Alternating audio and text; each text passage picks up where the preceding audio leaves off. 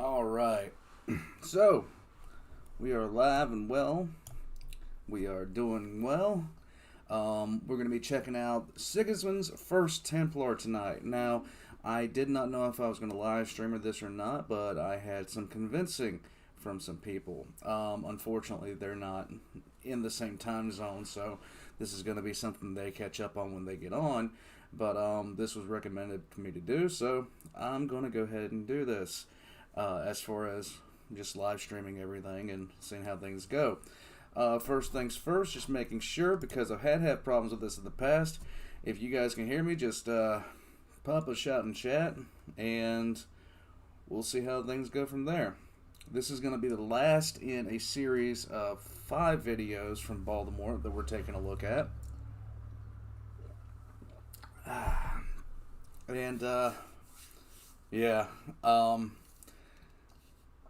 I released my 5-minute lore on Sigismund a little bit ago, and then the first thing I found out was that Baldermort had released a Sigismund video.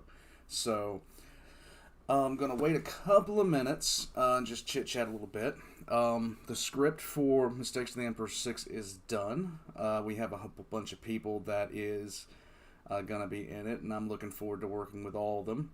A lot of people that you already know are in it, if you're in the Discord in particular.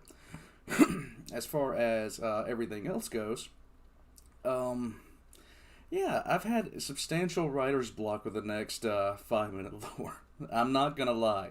Not gonna even lie, I have substantial writer's block with that. We're going to get to that as soon as I can. But I already know that I just enjoy doing it.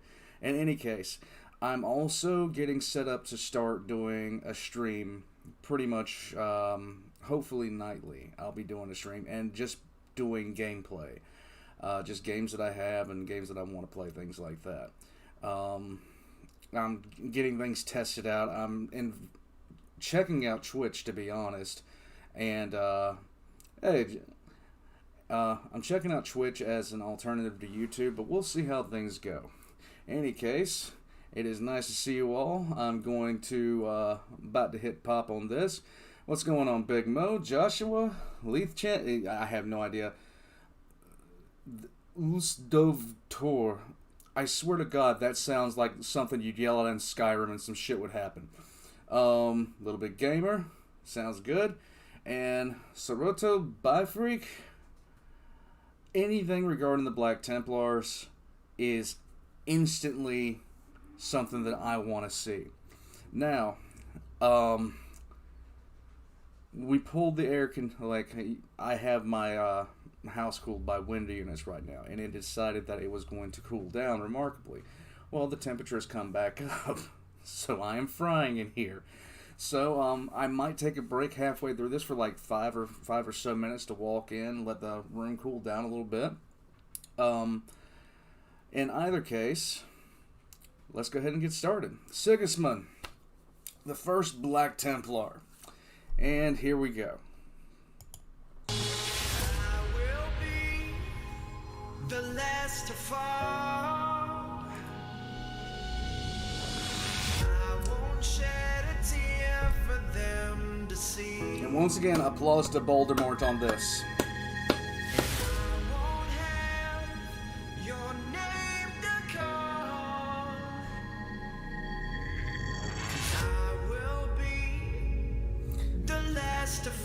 If anybody knows who sings this, I want to know. Welcome, gentle listener. I am Baldermort, your faithful servant. Today, we are to discuss one of the most important figures in the entire setting. You're right. A shining beacon of honor, skill, tenacity, and devotion. Despite him hailing from the era of legend, the Great Crusade, he is no Primarch, no god, no demon.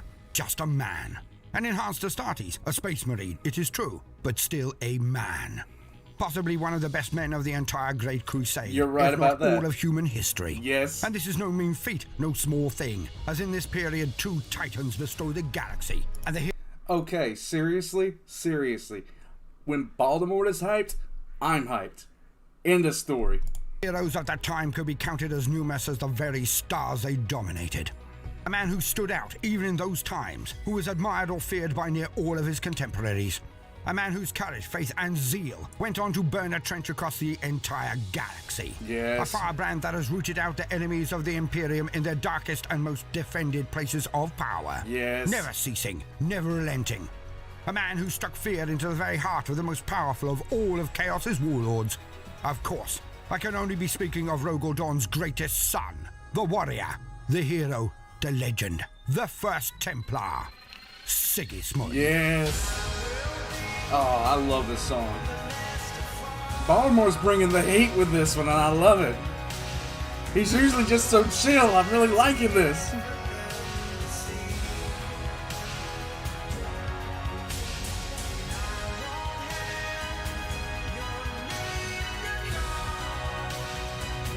Baldermort is my spirit animal, I swear to God, anyhow.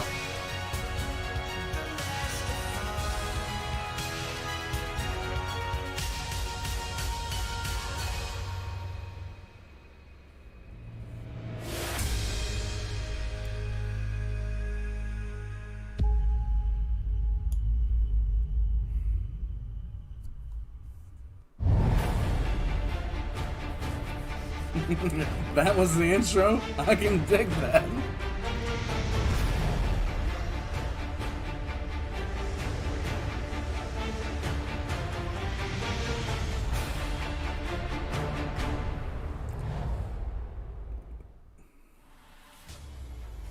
I will have it noted that this entry is designed to be self-contained, so regular gentle listeners will have heard some elements before.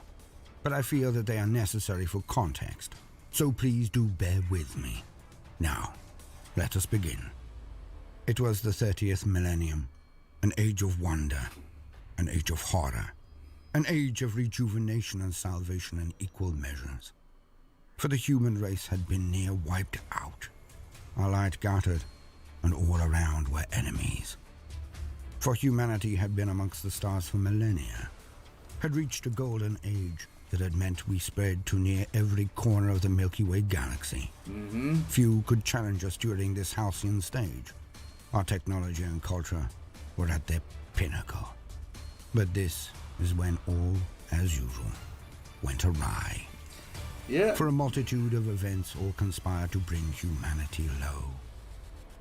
Our military forces, the automatons, known only as the Men of Iron, Oh, I thought my screen went dark. and threatened to wipe out all organic life.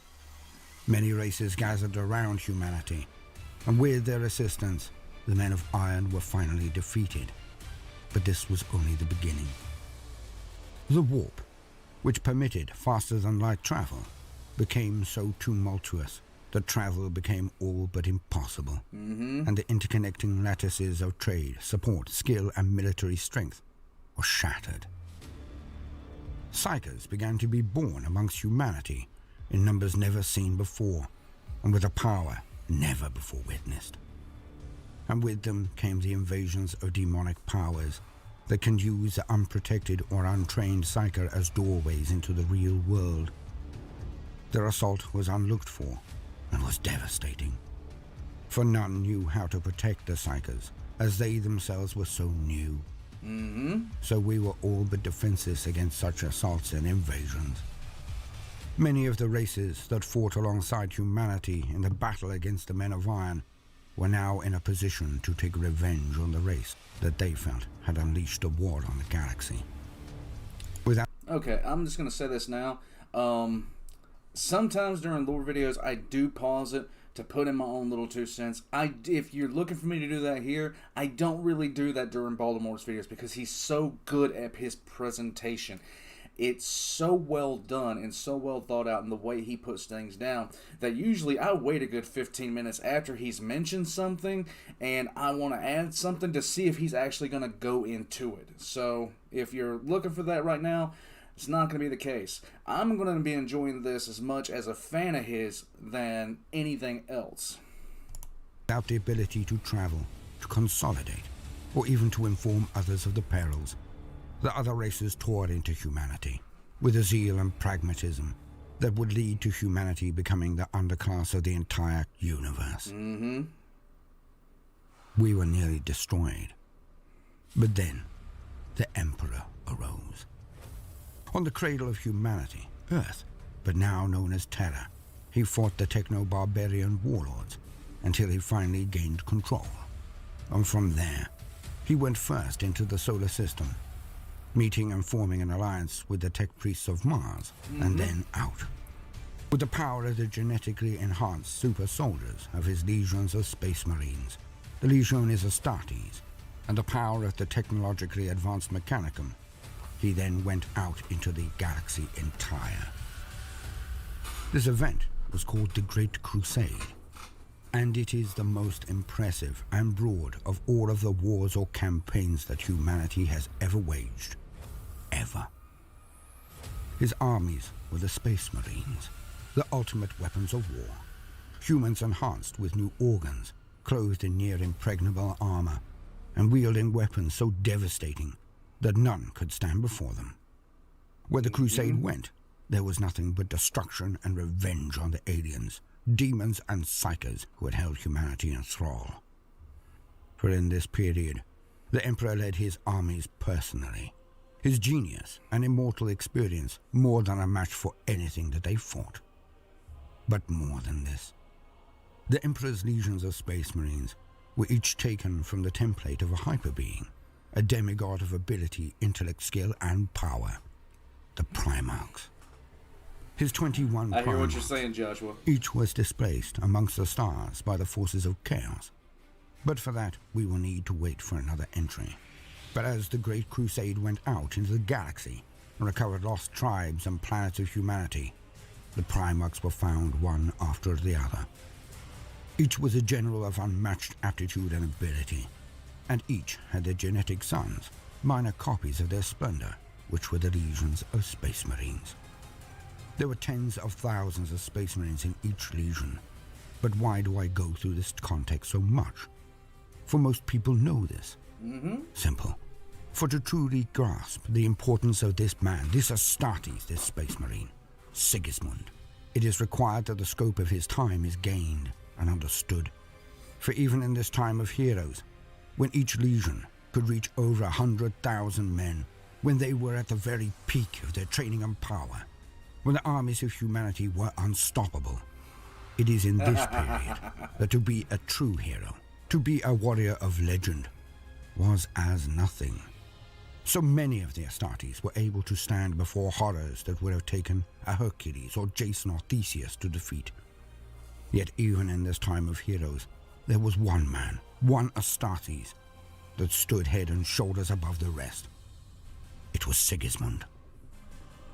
One of the Marines recruited directly from the population of the homeworld, Sigismund was raised and recruited on Terra itself. Yes, he was. Personally, I feel that this heritage, to be born and mature at the very heart of the Imperium, made an impression on him so profound, imbued in him an unshakable belief in the righteousness and perfection of the goal of the Great Crusade that could never be shaken, never be removed. And even from his earliest days, Sigismund shone. He was the very epitome of the light that burns. For no Astartes could match him in single combat. He was respected or feared by near all, and this was not just word of mouth or renown alone. For in those days, the heresy had not yet occurred. Nope. And thus, all of the armies of the Imperium were one, and had the practice of seconding their finest examples into other legions for a time. So it was that Sigismund rose, and as he did, he was given secondment after secondment. In this most martial of all of the periods of humanity, the Space Marines would train constantly, sparring with multiple robots, servitors, and most importantly, against one another. For they faced terrors that would kill in a heartbeat. Thus their skills were honed to a level that the present-day Marines would not even be able to conceive. Yeah, I'll pause it right there because I know he's not going to go into this. The Space Marines were different back then. While the Space Marines of the 41st and 42nd millennium are, of course, awesome, the Space Marines that existed during the Great Crusade, they had to deal with things that could actually, in some cases, match them. And in many cases, were overly matched against them. When in the current age of the Imperium, there are threats. You have things like the Tau, you have Chaos, of course, but back then they had, the Ragdan Xenocides to contend with. They had the Lair for the... Well, I say the Lair as if Fulgrim and his entire legion are a bunch of punks, but anyhow, that was a bad example to use the Lair. I'm going to shut up and get back to it. And thus Sigismund was a name that resounded across the entire crusade, for he was unmatched in all of his battles save one. He became lauded amongst the World Eaters, often seen as the most barbaric and most brutal in close combat, who respected nothing but strength at arms. From them, he learnt of the tradition to chain one's weapon to the wrist, so as to never be disarmed. He gained the respect and camaraderie of Khan himself, one of the other legends of that period, and the World Eaters dubbed Sigismund the Black Knight, for he was unstoppable. The only one blemish on his flawless record was the duel he had with Captain Jago Savatarian of the Night Lords. But this was no small thing either. For Savatarian was a marine with powerful precognition. Like a Jedi, he would be able to foresee the future, and be able to know the moves and actions of all of his opponents before they even began them.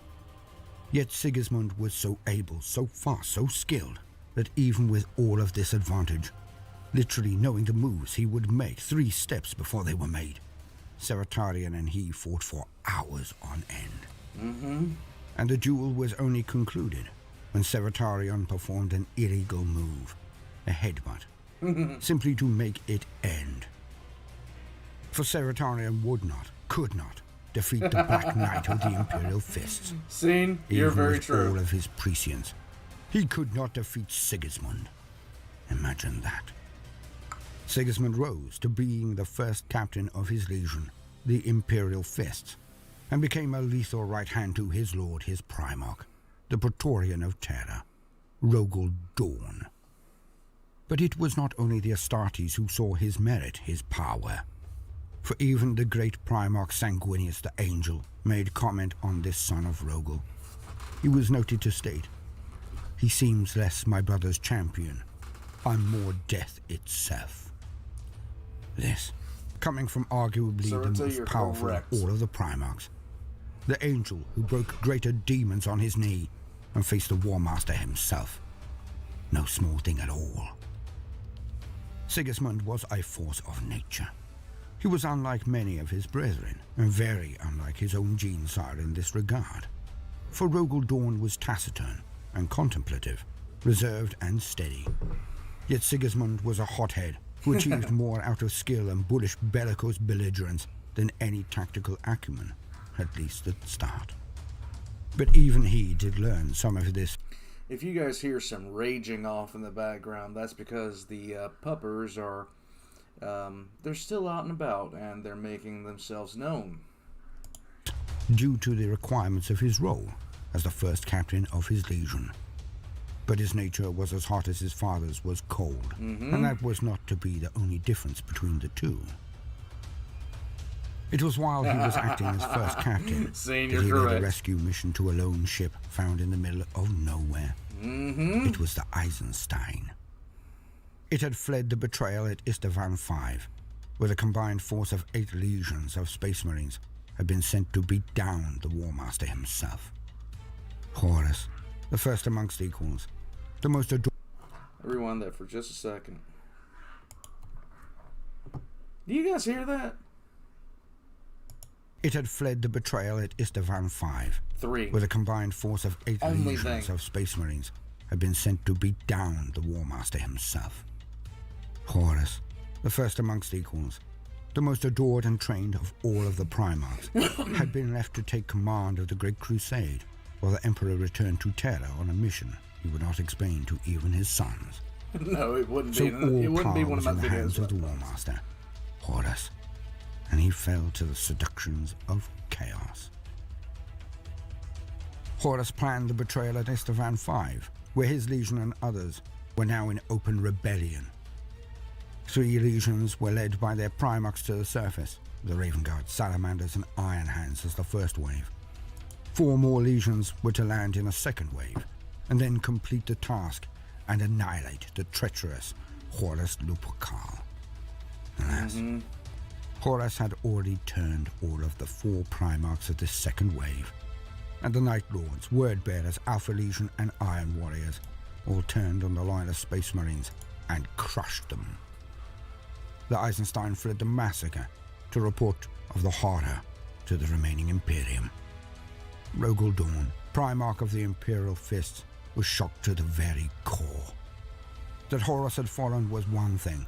For an entire half of his brothers to also go to his side was a blow he could barely survive. Okay, I'm not quite sure because the Eisenstein left during the betrayal at Isfahan 3, not 5. I'm not sure if I've missed something or if he did, but at the same time, it's a minor thing, and it's the first real thing I've ever come across in a video of his. Rogel went into deep meditation and seclusion to try to make sense of this turn of events. Oh. Thank you for coming on such short notice. Miss Grace says you're the best. And back to it.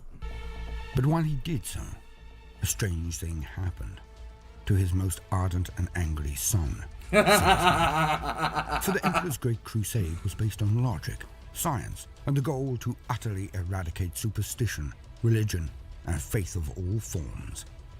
The Emperor stated that religion was the worst enemy of humanity and would not tolerate it amongst his people. He may be Toronto. Yeah, he may be. Those who would not renounce their beliefs were put to the sword. Yet even in this period, there was the start of a movement, a new way of looking at the universe and the Great Crusade and the Imperium that it founded. And that was the beginning of Emperor worship. For many saw his supernatural powers, his godlike attributes, his infallibility, due to the Imperial propaganda. Cult of the And Savior it was Emperor. a short step between veneration and worship. Very true. It was also spread by the circulation of a book written by a Primarch, the Lectitio Divinitatis, and the power of the prose contained reflected the ability of its author, Lorgar Aurelian. Fuck Lorgar. In any case, Ulsdorfor, I'm now going to call you Dovahkiin, because I can't pronounce that and it reminds me too much of something I used to yell out in Skyrim. In any case, Primarch of the Word-Bearers. As such, the arguments for the divinity of the Emperor were so potent, so inspiring, that the one thing that the Emperor never wanted, had specifically banned, had pointedly decried, was the worship of himself as a god. Alas, the time of logic and the imperial truth seemed to be over, as the things which were stated as impossible, figments of addled primitive minds, demons, were rife now. And thus many turned to the worship of their savior, the Emperor, as a pure god, the god of humanity. And through faith came miracles. While Rogel went into seclusion, Sigismund met another survivor of the Eisenstein, Euphrates Keeler, a one-time imagist, a.k.a. the hot blonde, of the Crusade. Like unto a reporter of sorts, she had begun to worship the Emperor.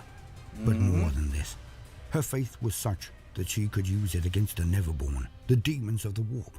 Like a priest with true faith holding back vampires with a cross, Keeler could banish or push back the demons. And in those meetings between her and Sigismund, the embers of a raging fire were lit.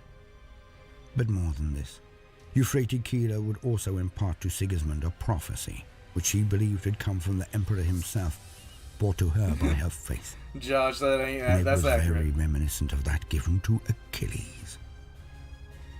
For Sigismund was shown the death of the Imperium, told that he could either die in a distant star alone and unremembered, or he could stand with his father, Rogel Dawn, who would need him greatly.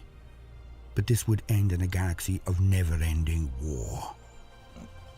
These discussions shattered Sigismund. And in case you haven't watched the 5-minute lore on Sigismund, if you are in any way unfamiliar with him, he chose homicide. They fundamentally changed him in a way that few understood or could ever predict, and it led to the hardest decision of his entire life. When Rogel came out of his reveries, he knew that a force of Imperial fists would need to be sent to hold off the traitors, to slow them down, as their inevitable destination would be none other than Holy Terror itself, the seat of power, and where the Emperor of Mankind was. Rogel ordered Sigismund, as his first captain and right hand, to perform this task. He was refused. Rogel Dorn himself was refused. Sigismund still kept his own counts as to why, for he knew his gene father, his Primarch, would not understand.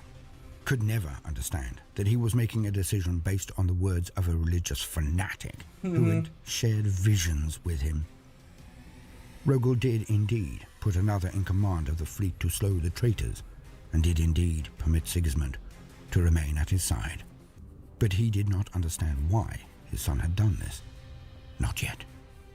The Horus Heresy was the largest civil war that humanity has ever endured, and there are now tens of books cataloguing the events of those times. So do please bear in mind that no matter how long this entry may be, there will always be more left out than ever could be contained in the one entry. Yes. One true Now, slacker. To the end Every times, time. the last battle, the siege of the solar system, and the siege of Terra. For nothing could stop the traitor warriors. They were too numerous, too well organized. For the War Master had been clever, and while he had turned long ago, he veiled this in secrecy. While in charge of the Great Crusade, he sent many of his greatest enemies off to traps and the far ends of the galaxy, so that they could not foil him in his headlong dash towards Terra and the Emperor. The Blood Angels sent far, the First Legion, the Dark Angels, misdirected also. The Ultramarines were trapped behind a huge warp storm that prevented their taking any part in the war. The Raven Guard Salamanders and Iron Hands were shattered armies, the flower of their men dead on Estevan V, and their remaining strength no more than a nuisance to the traitors. The Space Wolves had rushed off to face Horus directly and nearly succeeded. But nearly does not get the job done. No. They were then sidelined and kept busy, while the main thrust of traitors ploughed on. The White Scars and Imperial Fists were left to fight the combined strength of nearly 9 legions of their brothers. A hard fight given, but the result was inevitable. The traitors managed to get to the Sol system. For his part, Sigismund was sent to Mars by Rogel Dorn. There he was to try to attempt to pacify the rebellious elements that had taken Mars from the Loyalist Mechanicum. But Horus had promised much to the adepts of Mars, thus a majority of them were for the War Master. For he promised to remove the strictures that the Emperor had put down, the diktats against research into artificial intelligence, and he put... I gotta stop for a second. Scene says, he veiled this in secrecy, like fucking father by omission, like fucking self-declared son. No kidding. Darker things. So when Sigismund got there, he was mindful of the greater war, the more pressing issue: equipment. When Rogel Dorn ordered Sigismund to go to Mars to gain supplies for the approaching siege, Sigismund revealed all. Sigismund at that moment sacrificed everything that he was, everything he would ever be, so he could stand with his father in the moment of his most dire need. For when pressed, Sigismund revealed the discourse he had had with Euphrates Keeler. He admitted to an arbiter of the imperial truth, his father, that he'd been swayed by the words of what Rogel would have considered a deluded soothsayer, a fanatical fraudster. And it went as badly as one could expect. Yeah. Rogel did not bellow at his greatest, closest son. He sneered. He sneered. But Rogel did not strike down his son, and he stated that he could not remove Sigismund from the position of the captaincy of the First due to the effect it would have on the morale of the entire Legion. Yep. But from that moment on, he told him Sigismund was not his son, was not a true Imperial fist. He was nothing. Mm-hmm. Hard words. Very. The hardest imaginable to this, his most loyal and devout son. And this moment cannot be underestimated either, cannot be ignored, for the love and respect that Sigismund had for his sire was noted across the entire crusade as much as his sword skills. For this warrior to be denounced and rejected thus, for Sigismund to be stripped of honor by the only man who he truly cared what thought of him. Crushing. Yet, despite knowing all of this, Sabuto, you're correct on that too. He was reduced in the sight of his sire so he could be permitted to be there when Rogel needed him most. Not many Astartes would have made that decision. Not then. To lose everything. For to the Space Marines, there is no future of hearth and home. No children to play at their feet in their senescence. No love, no wife, no partner, no future. There is only camaraderie, war, and honor. Nothing else. So this loss must have struck him like the death of an entire generation would to a family member. Mm-hmm. All that he had worked for, all he had done for decades of constant conflict, constant sacrifice and courage, all washed away in one line from a man he worshipped as a father. Hard. Yet Sigismund did it without reservation. And it is good that he did. For perhaps, without Sigismund, without his skill and tenacity, then surely the lines of loyalists would have buckled and fled when they were needed most as well, at the final battle, at the Siege of Terra. Nothing would prevent the traitors from getting to Terra, not now. So Rogel Dawn tasked Sigismund to capture and bring back as many suits of power armor, as many weapons and ammunition as was possible. While he was there, the overwhelming majority of adepts of Mars had indeed turned, and the objective of reconquest had to be rejected. The Martian... It's something that Sigismund was standing in front of his dad, and his dad was like, you're an idiot, you're a disappointment, you're not my kid, you're adopted, God, you suck, now go be a space pirate. Were too many. So Sigismund fought every fiber of his being, every single instinct he had cultivated over centuries of war. And he did his duty. He resisted the temptation to smite every last one of the traitors and bring them all low. But this would take too much time, even if it were remotely possible with the forces he had at his command.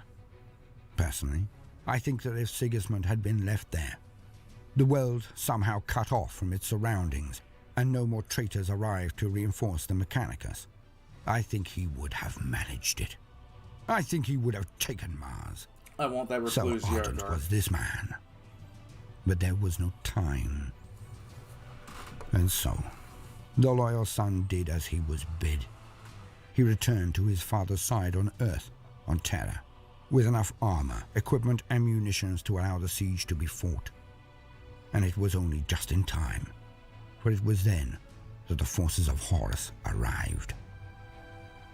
And it was also then that the reality of the heresy was revealed, the awful, terrible truth.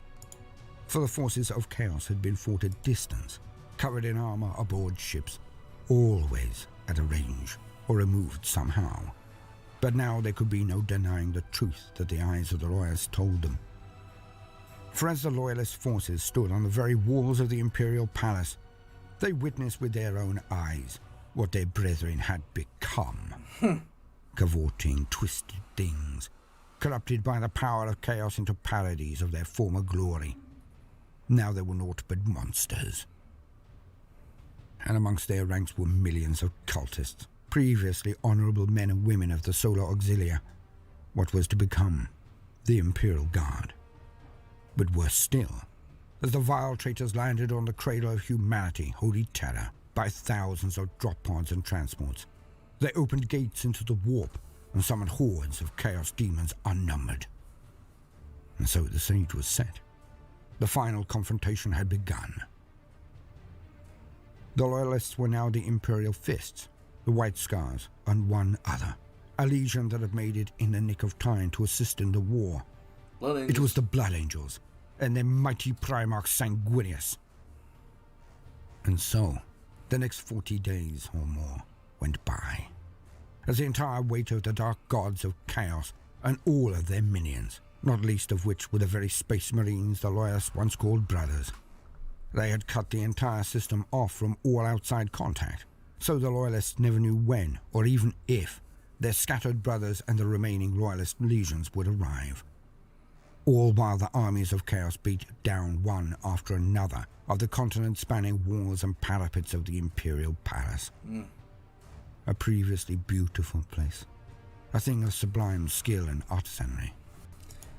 And that's something that doesn't get stated enough. That it's stated in the book several times, but it doesn't get said enough by enough people that do lore.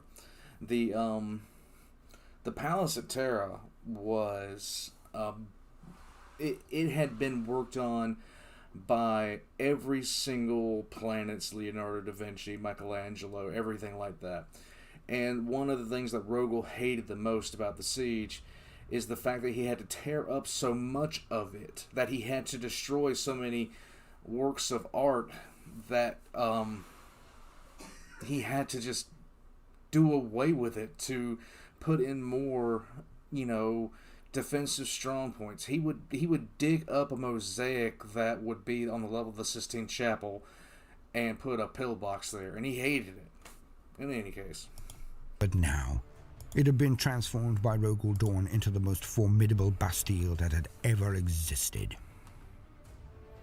The duel between the forces continued, as Rogel Dawn was left to coordinate the defense, while his brother Sanguinius held the walls personally, and Yagatai, Primarch of the White Scars, sallied out to harass the forces of evil.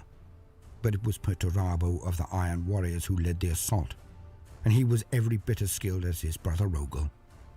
And so the chess game between the two of them continued, with Perturabo always having the greater forces, always being able to sustain even horrific casualties, yet still be able to attack again and again.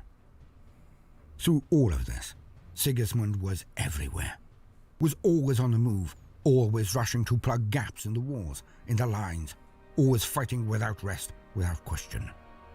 He was indeed his father's right hand then, and the men and women of the military, and the Astartes amongst them, looked to Sigismund near as much as they looked to the angel himself for leadership and hope. He was given the task by his father, Rogel Dawn, of acting as the very I am fortifying this palace. champion of the Emperor. Sigismund was provided the very best, most advanced and impregnable armor, was given the most powerful blade that was present and able to be wielded by an Astartes. The Black Then Blade. he was tasked to destroy the enemies of the Emperor personally. Okay, got an ad coming Then up. he was tasked to destroy... Pausing.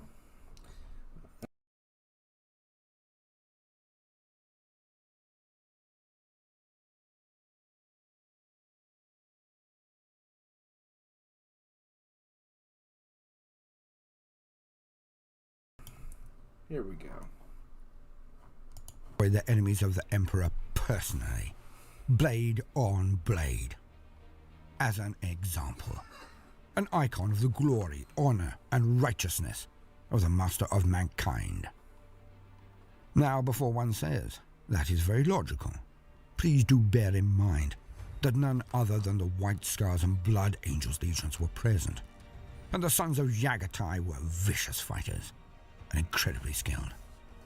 The sons of Sanguinius were as to their father as any other legion, and Sanguinius was probably the most powerful close-quarters warrior of all of the Primarchs. That's true. So it is a huge personal vindication for Sigismund, who is of the Imperial Fists, who are known for their bolter drill, their accuracy and skill at range.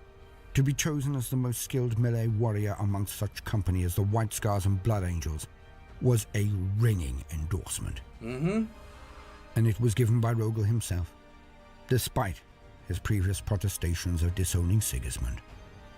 For when the chips were down, when all else was near lost, it was Sigismund who he turned to in need. And again, this is from possibly the most staunch, determined, and dogmatic of all of the Primarchs.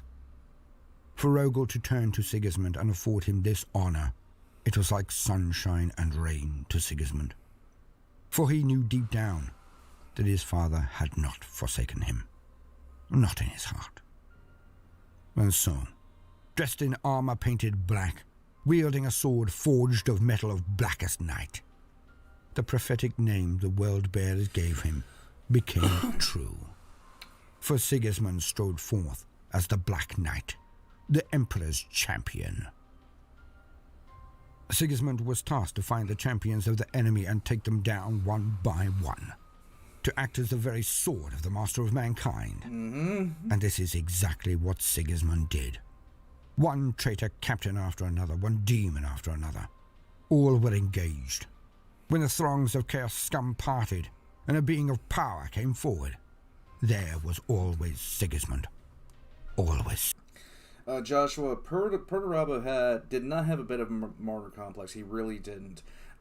He was just a bit, excessively pragmatic in his approach. I've often compared Perturabo to being just like many 40k players on the tabletop, because we don't view, particular units with any kind of favoritism or anything like that. They're numbers to be used. Perturabo was the same way. He viewed war as a mathematical equation, and not art as Fulgrim did until he turned that into, porno, and, not some noble endeavor like Gilliman attempted to paint it as. Perturabo viewed warfare as simply a mathematical equation and seek to get the best outcome possible with the least amount of time. Sigismund. He would not shoot or blast them away. He would not use trickery. He would raise his sword aloft in challenge, and then charge them. And only once did he fail. Killed the monologue Only one. once. He took scores of heads, defeated all but his oldest and closest friend, Khan, the champion of the World Eaters, the butcher who knew no mercy. And they clashed. Sigismund did gain the upper hand, but Khan was then infused with the power of chaos, with the power of Khorne, and he would have bested Sigismund through this nefarious borrowed might, if it were not for Rogel Dorn himself coming to Sigismund's aid. Yet so was it that Sigismund also faced off against the demonic Primarch Fulgrim himself. For even against a chaos-empowered Primarch, he was under oath to face any enemy. But again, Rogel Dorn came to his salvation and defeated and pushed back Fulgrim. Yet still, the numbers that died on the edge of Sigismund's steel were beyond counting. Eventually, there was nothing for it. The end had arrived. The baying throngs had managed to punch their way through every defense, every wall, until they finally stood outside the Emperor's own home, his inner sanctum. Yet in this moment, on the verge of total victory, a thin hope arrived. For the shields of the flagship on which Horus himself was dropped. He was vulnerable. And for the first time since the siege began, the Emperor himself strode forth.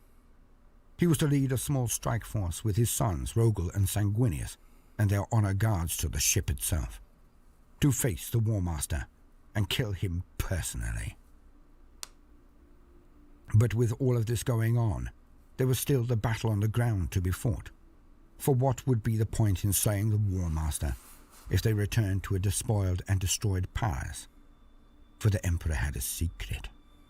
Beneath his palace was a gateway directly into the warp, and the forces of chaos had been sending in wave after wave of their foul get.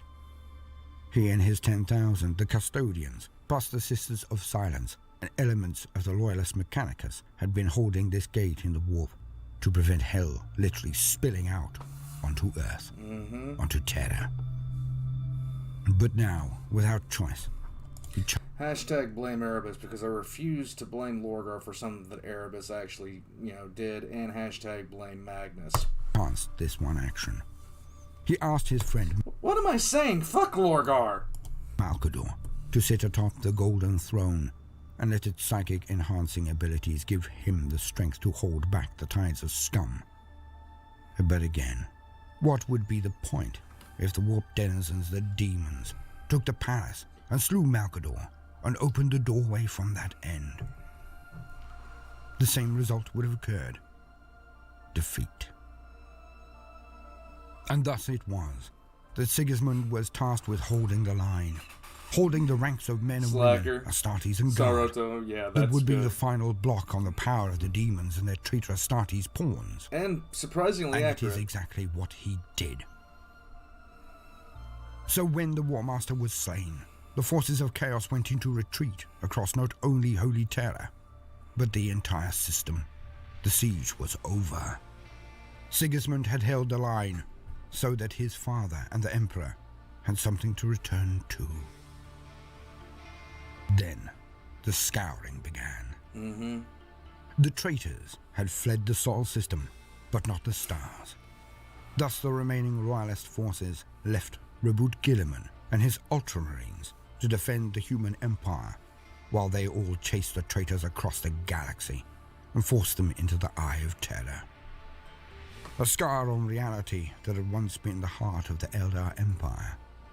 A place so smashed by the birth of the Chaos God Slanesh that the warp itself bled into real space there.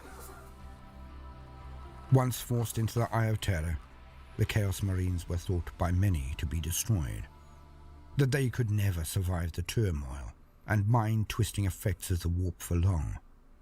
But of course, Sigismund knew otherwise. Yep. He knew deep down that they would return. He knew that the future held naught but unending war. The traitors bested, the Imperium in tatters, the legions reduced to mere thousands of men, shadows of their former glory.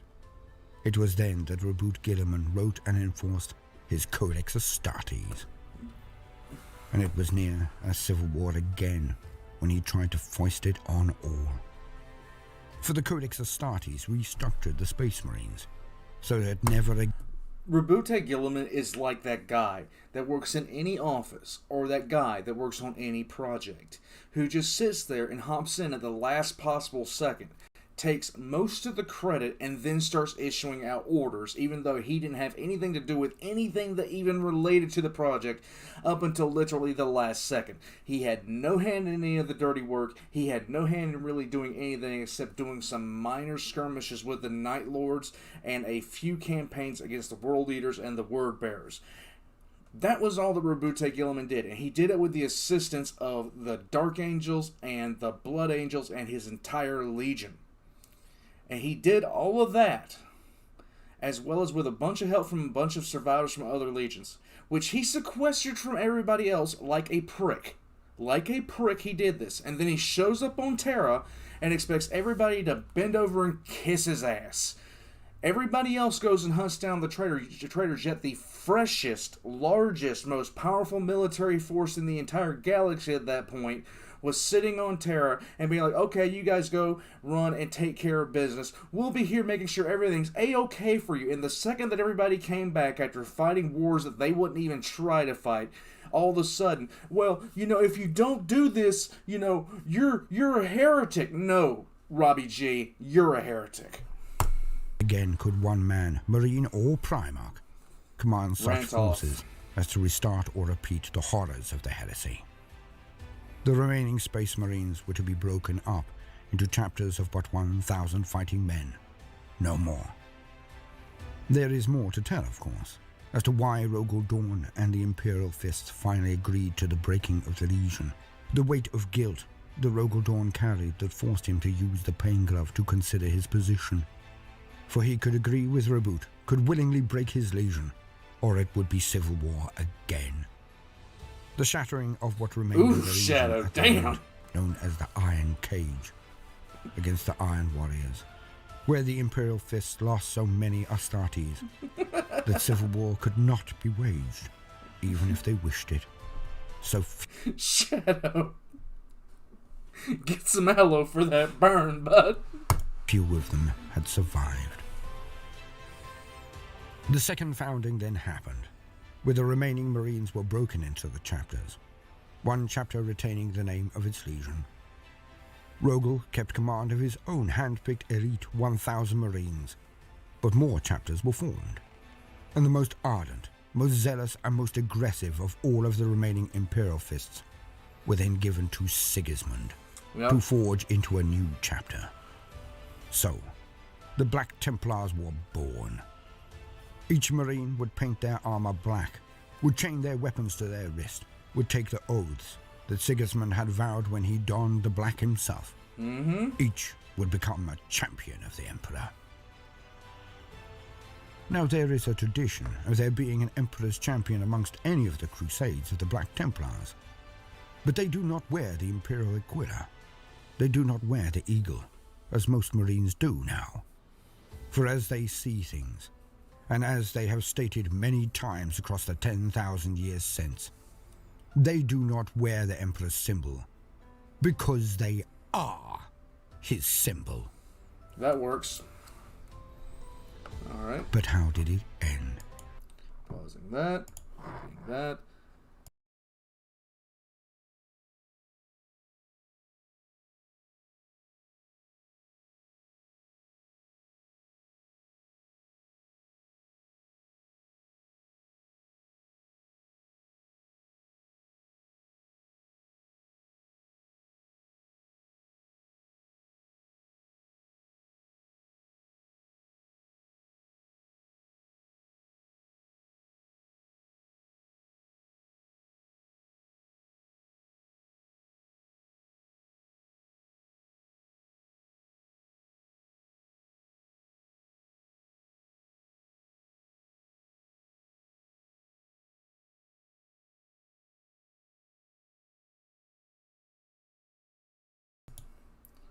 Okay. Can you hear me now? Just making sure. Can you guys hear me? Just making sure before I hit anything else.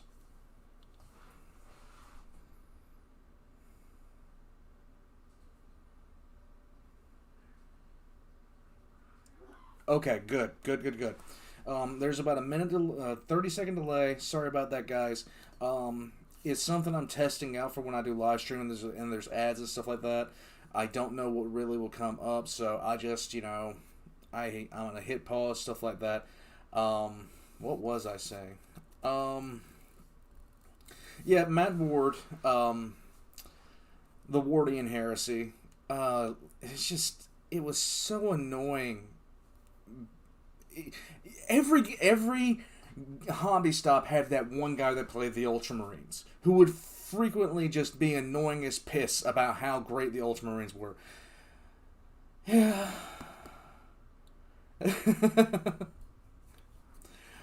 Joshua, the Mistakes of the Emperor 6 is going to be coming out soon. No. Rogel didn't intend for the Codex to be the holy book it's taken to be. He wanted to be a set of guidelines and tactics. That is true. And I honestly don't think at this point, like a lot of things that Rogel was doing, I don't think he fully finished. I really don't think he fully finished, and some of the ideas and some of the concepts and administration that is in the Imperium that Rogel put into place seemed like a stopgap measure more than anything, and he just wasn't able to finish up his work before he was taken down. We'll see if I'm right about that, but no one in their right mind would organize. I mean, just taking one thing that he put together in the particular, the Astra Militarum is so bureaucratically screwed beyond belief that no one in their right mind would have put that into place to be the gold standard of how things should be organized for 10,000 years. Because it's destined to backlog. In any case, shutting up, moving on.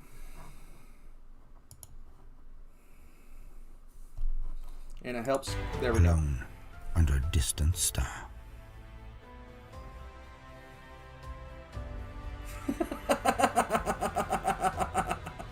Very true, Shadow.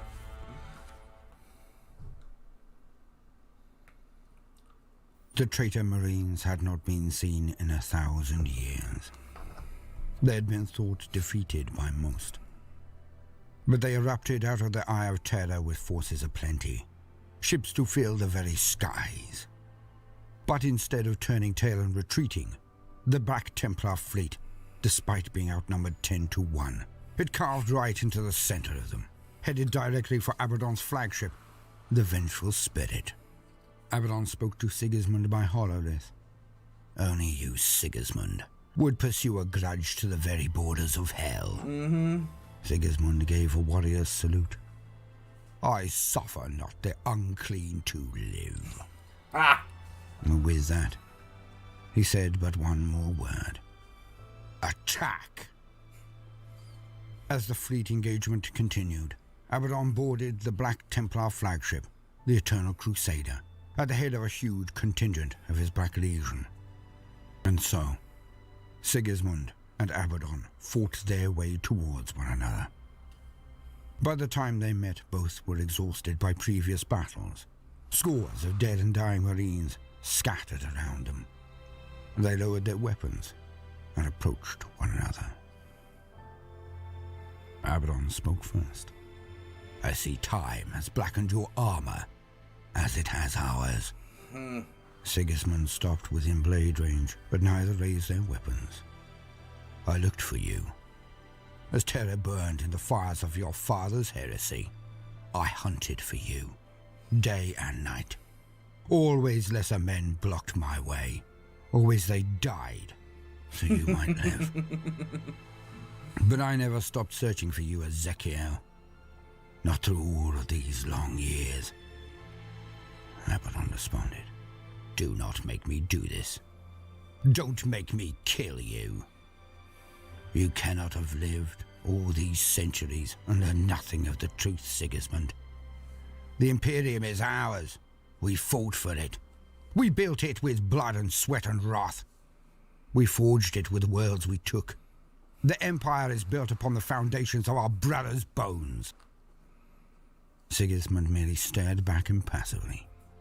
You lost the right to speak for the Imperium when you brought it to its knees. If you loved it as ardently as you claim, Ezekiel, you would not have pushed it to the brink of ruin. Abaddon towered over Sigismund as he wore Terminator plate. Okay, here's the real question about this. Why the fuck does that model have arms? Can anybody... Why does it have arms? Is that... Oh, that's supposed to be Abaddon. Okay. He swept his talons around the room to the Marines all in black, though fighting on different sides. We are the Emperor's angels. We did not rebel out of petty spite, Sigismund. We rebelled because our Lord and Master played us false. We were useful tools to bring the galaxy to heel, but he would have cleansed us from the Imperium, the way he purged the Thunder Legion before us, wiping us from history, like excrement from his golden boot. Sigismund responded, I am sure some of you are convinced you fell from grace for those pure, virtuous ideals. You have had many centuries within your prison to repeat those claims to yourself, but they change nothing. You keep speaking, Ezekiel. Do I look as though I am listening? AKA, you're still getting the hands, it doesn't matter how much you talk. At that, Sigismund took out the sword of the High Marshal and passed it to another, so it could be saved for the future. Instead, he drew out the Black Sword. Some 2 Black Legion and 1 Black Templar stood watching the drama of the clash. The two battled, and Ezekiel unleashed his rage against the High Marshal, the First Templar. But Sigismund was old now. 1,000 years had not touched Abaddon. But Sigismund had been active in the real world for all of that time. Yet still, he fought Abaddon to a standstill, despite he having power armor and Abaddon Terminator armor. Still, he stood and gave a good account of himself. Good account? Sigismund went at him like a demon, slicing, slashing, hacking, smashing at Abaddon. Yet the time had taken its toll, and Sigismund was the first to tire. Abaddon took this as an opening and unleashed all of his fury in a blur of attacks against Sigismund, driving him back himself before realizing too late that he had fallen into a well-constructed trap. Sigismund came back with his last strike, throwing all that remained of himself into this one attack. Abaddon stood staring, without pain, without breath, as the black sword of Sigismund was thrust straight through his armor and through his very chest, buried to the hilt. Like the old man had sheathed it inside his chest. But Ezekiel Abaddon struck out and cleft Sigismund near in twain with the talon of Horus. But Sigismund refused to die. Abaddon then slumped forward onto his knees, down near the dying body of Sigismund, blood pouring from both of their wounds. Sigismund still tried to reach for his sword. "No, it is over," said Abaddon. "Sleep now in the failure you have earned." Sigismund reached one last time towards his blade, but could not get there. And thus, through bluing lips he breathed. Abaddon said, "Sigismund, this claw has killed 2 Primarchs. It wounded the Emperor unto death. I would have spared it the taste of your life as well. If you could only see what I have seen." And through a mouthful of blood, the High Marshal of the Black Templars, first captain of the Imperial Fists, bit off the last words he would ever utter, making certain each one was clear. "You will die as your weakling father died. Soulless, honorless, weeping, ashamed." His last breath carried on this last word. But so honored was he that Abaddon, his enemy, then sent his armor and the black sword back to the Imperium's armies as his declaration of war. And the First Black Crusade began.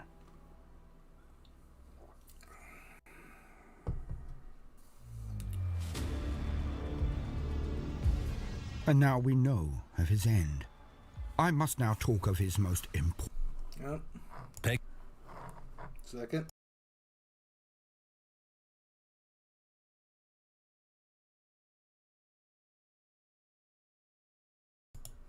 All right, waiting on that. All right, let's just see. I was too wrapped up in that.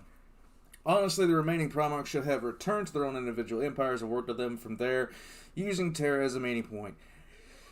True. Except for the Lion, because, yeah. The Lion wasn't exactly good about governing anything. If Siggy was fresh, he would have won.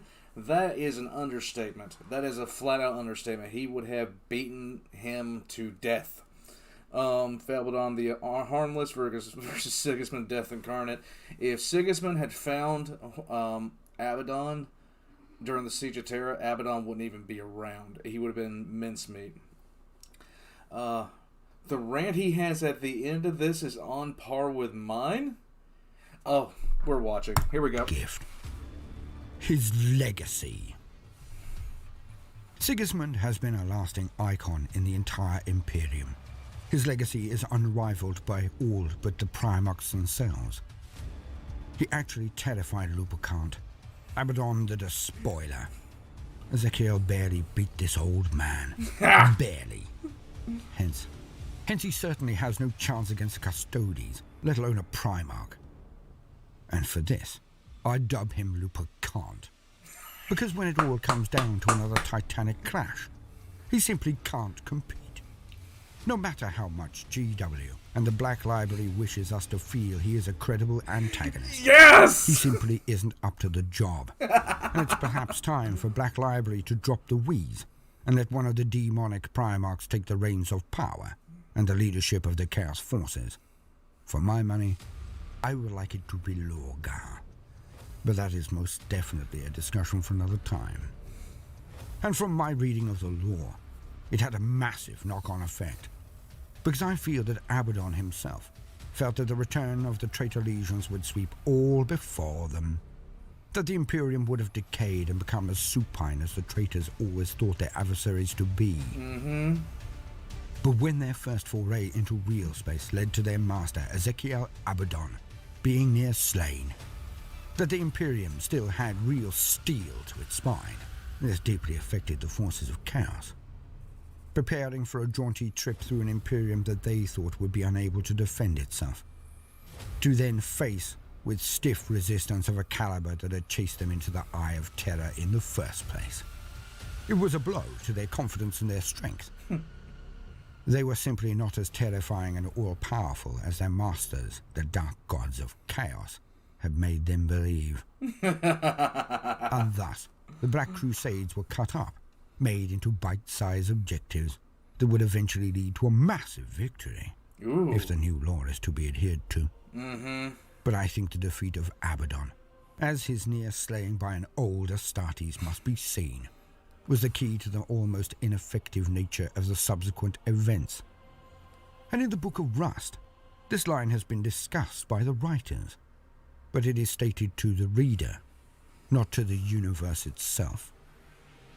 For few in the grim darkness of the far future actually speak of Abaddon in anything but hushed tones, yet the fandom does not hold this reverence. No. So the tract at the start of the Book of Rust is clearly aimed at the fandom and not the denizens of the universe. A trend I hope we do not see repeated, as it smashes the immersion, if you want my humble opinion. But let us push on. The decision to put Sigismund and his eternal crusade close to the Eye of Terror, at least for the first 1,000 years of the Imperium, was a wise one. But it was done out of necessity. The ring around the Eye of Terror was supposed to originally be entirely manned by successor chapters of the Space Wolves, the Volca Fenrica, as they were and always will be the premier anti-Astartes force. But the experiment of the Wolf Brothers was so catastrophic, being mutated by the curse of Fenris, and they degenerated into a rabid pack of mutants. Yep. This is indeed one real reason to hate Belisarius Cawl as well. A very good reason indeed, as far as I read the lore. For he has been able to make stable successor chapters to the Space Wars, and yet he did not release this oh-so-needed resource into the galaxy. Yes. We will never be certain when he actually formulated them, completed them, but he has sat on them for potentially millennia. Also, he could gain good boy points in his dazzling reveal to reboot Gilliman. So when one... Oh, Big Bobby J, look what I made! Yay! Fucking asshole. Anyhow. looks at the lore of the grim darkness of the far future, the success of the 13th Black Crusade, Can you sign my Codex Astartes? Fuck off. and the subsequent tear across reality, the Cicatrix Maledictum, was only possible due to the progress that each of the Black Crusades had built on one after another, only culminating in the 13th Crusade.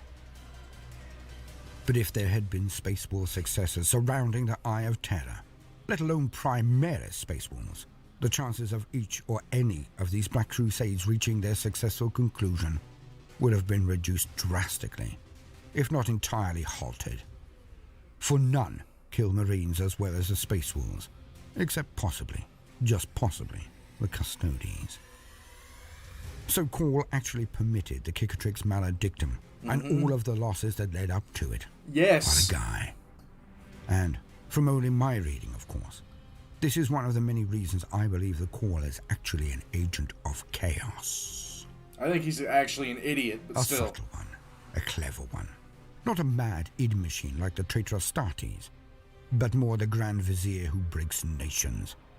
But again, a subject for another time. But instead of having a ring of space walls, the Imperium did the next best thing. They sent one man to act as the ultimate deterrent. One. Sigismund and his eternal crusade. Well, parts of it. The rest was off bringing fire and wrath through every corner of the Imperium and beyond its boundaries.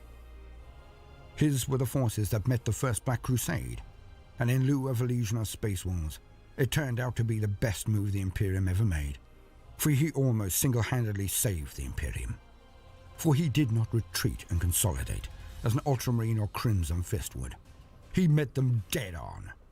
And by doing so, he took the wind out of their sails in so many ways, as I have tried to explain. Now there has been an attempt to mirror or repeat Greek mythology, but it is a bit wide of the mark in my mind, for it creates a line, an echo of mighty Achilles. But the setting and the situation are far more akin to Sigismund being Hector, slayer of men. I can assure you, I am on the side of Hector, for in my mind, he, Hector, was the better man, the better leader, the better warrior, not vaunted arrogant Achilles. The same duel has been fought before and will be fought again and again. It was as simple as this. Abaddon, younger, better armored and equipped, infused with the power of chaos. He is Achilles. For Achilles was so beloved by the gods that his mother, a goddess, was permitted to dip him in the river Styx, to make him invulnerable to anything whatsoever, apart from the one place she held him, so that he did not fall in and perish. His heel. Hence an Achilles' heel being synonymous with the weak point in anyone or anything. But it meant that he was, effectively, unkillable.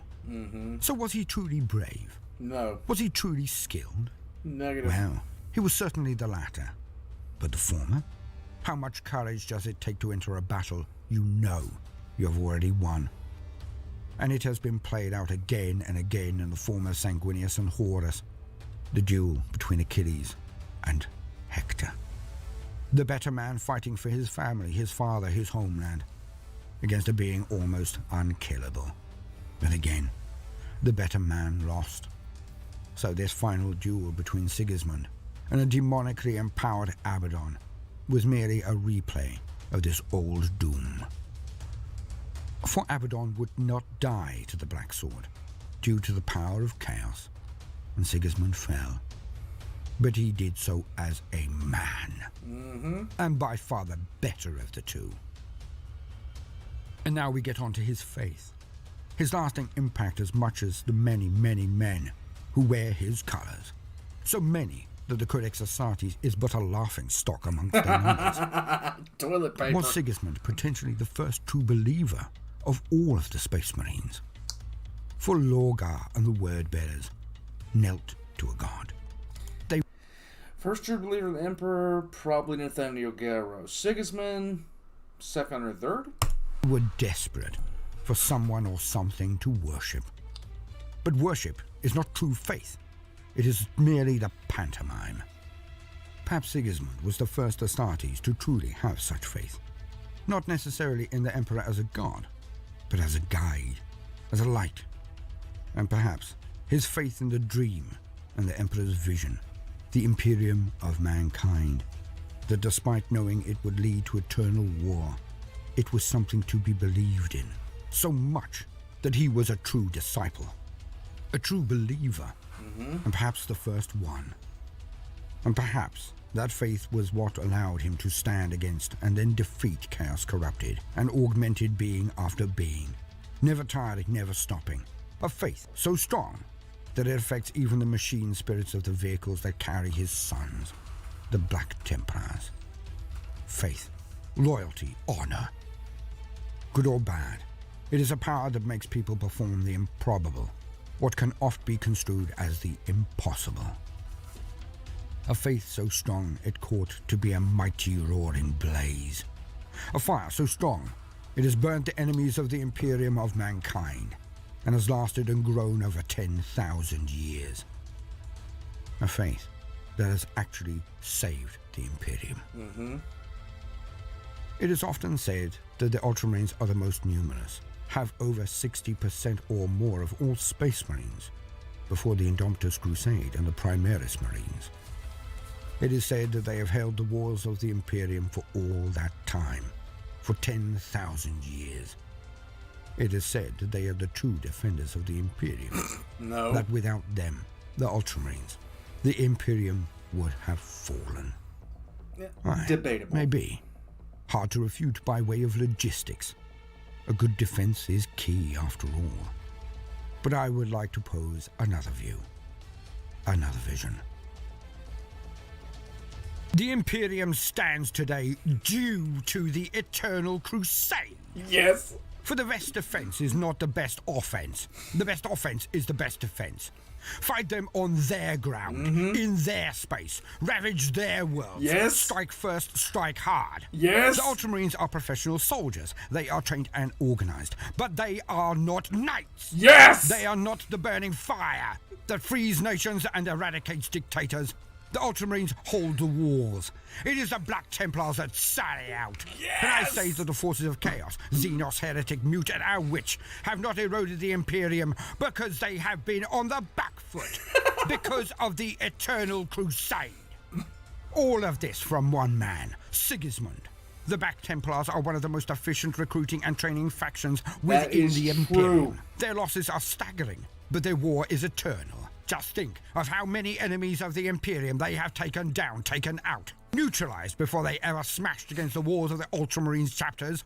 They equip their men with vast factorums in their vessels. They recruit the best from wherever they purge and move on. They are trained in the crucible of battle. The Crusade is every bit as efficient as Ultramar, and as rapacious as any splinter from a hive fleet of Tyranids. They come, they see, they conquer, they move on. This is why the Imperium still stands. Yes, it is! Because the Black Templars leave the Ultramarines and others to defend the Imperium. For them, the scouring never ended, as the Great Crusade never ended. Yes! It was not complete.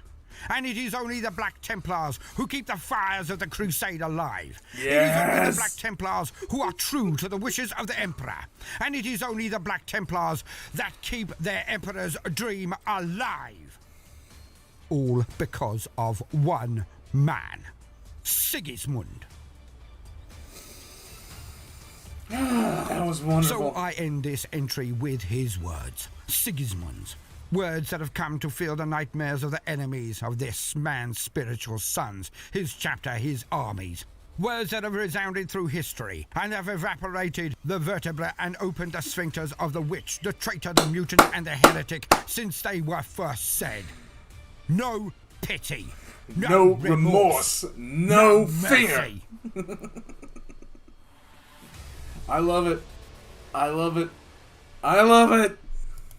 That was Sigismund by Baldermort. Guys, Jesus, I love his stuff. Anyhow, did you guys enjoy that as much as I did? Please tell me you did. Nid comparison. What are you talking about with that? Oh god. Freak says if Call had revealed the Primaris without without Rabute Gilman there, the Mechanicus would have torn him apart for tech heresy. True.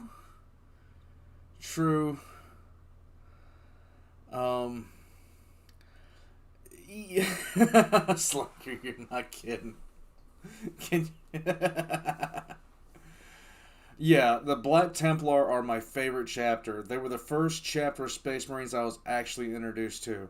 And every other chapter has seemed kind of not as ridiculous as they are. They have no chill whatsoever. This has been an extremely fun series for me to watch. One of the things that I have been worried about is the length of time that I've taken in some of the videos that I've been watching, just because of the amount of time it takes to record, then edit, then post them. So this might be something I can do to kind of alleviate those kind of time constraints. Big Mo says the Black Templar are the poster child of what is Astartes is meant to be. Yes. It just sucks that the boys in blue shine their armor to a nice cobalt. When Baldermort said just as rapacious as a fleet of Tyranids or some such. Yeah, I get it.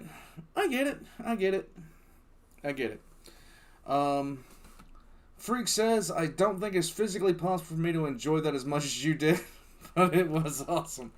I really, really enjoy this stuff. For me, it's one of those things where I'm a massive fan of immersion. I enjoy immersion so much on such a fundamental level. And there's certain things there's certain things that I have stuck with for years, 40K being one of them, that I could never replace. Like, there is going to be no universe that I'll enjoy as much as 40K ever again in my life. There is a game that was out in the early 2000s that I played a lot while I was in the military, and I have never played a game like it again, and I never will.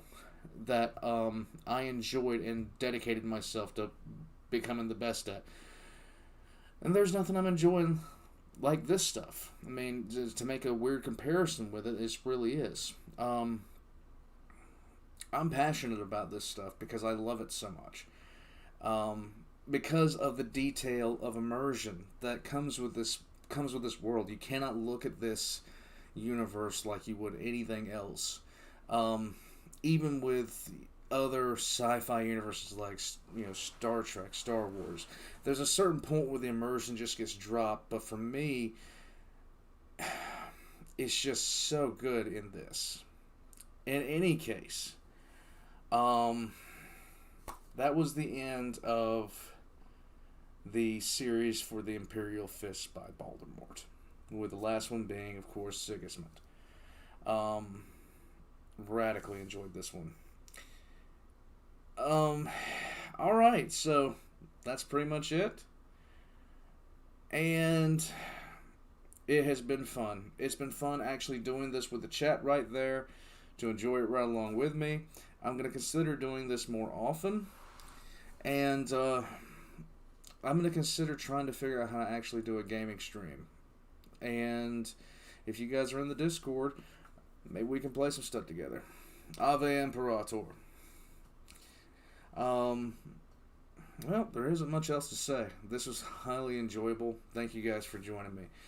All my information is going to be down in the description below, including the links to the Discord.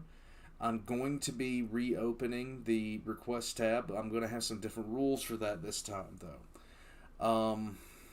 Just because I don't want it to wind up happening what happened this time, where I have so many requests, I'm on a backlog that lasts months, and nobody is able to come in and just get something, seen. I want a bit of control on my end as far as that goes. So I'm going to contemplate what to do about that. But in any case, special thanks to my Patreons, some of which are in the chat right now. And I will catch you guys next time.